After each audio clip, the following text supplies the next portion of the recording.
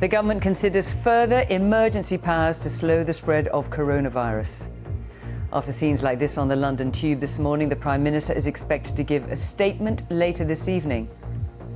Boris Johnson will address the nation at 8:30 tonight, and the direction of travel seems clear. Much tighter limits on our lives are on the way. The UK death toll has risen to 335. That's a six-fold increase on this time last week.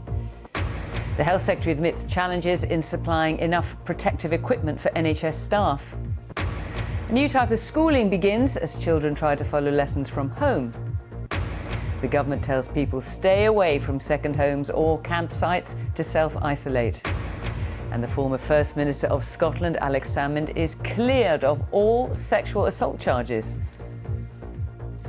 And later in the hour, we'll have Sports Day on the BBC News channel with all the latest reports, results, interviews and features from the BBC Sports Centre.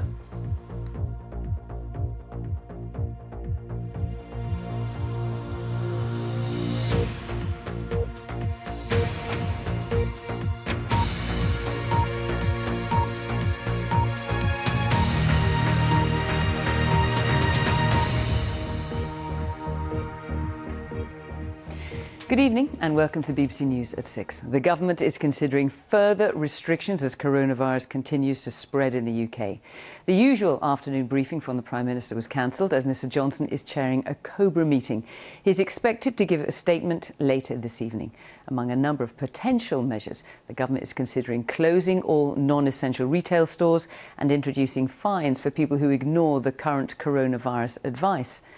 The UK now has more than 6,000 confirmed cases, though as only a fraction of the population is being tested, the true number is likely to be much, much higher.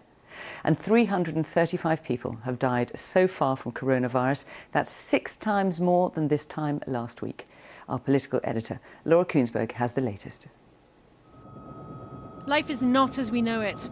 The same